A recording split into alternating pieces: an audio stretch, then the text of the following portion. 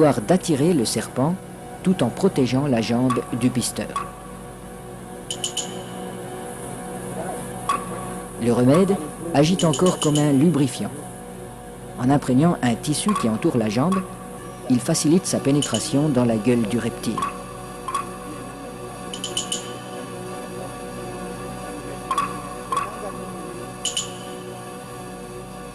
La jambe appât restera en principe intacte, car le python avale simplement cette proie qui vient à lui.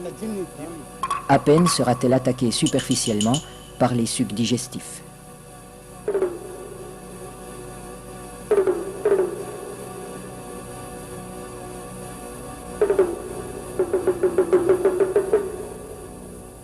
Cette chasse n'est pas sans risque. Un python particulièrement puissant pourrait entraîner l'homme dans son repère. La jambe restée à l'extérieur limite ce danger, mais le pisteur court le risque d'être désarticulé.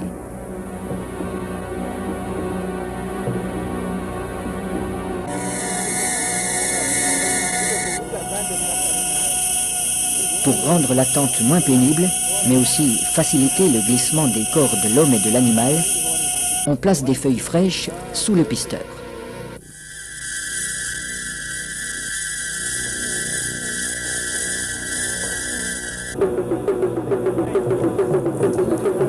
Sa jambe est déjà avalée au-delà du genou quand il commande qu'on le tire en arrière.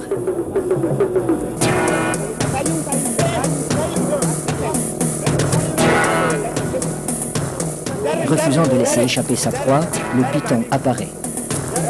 Les aides tirent de façon irrégulière.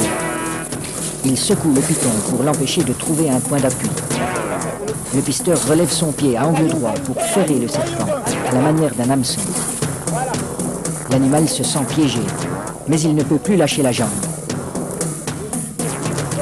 Le python est maintenu allongé. Il faut éviter qu'il ne s'enroule. Cette position lui enlève une grande part de sa force. Pour dégager sa jambe, Naina déchire la gueule du python au couteau.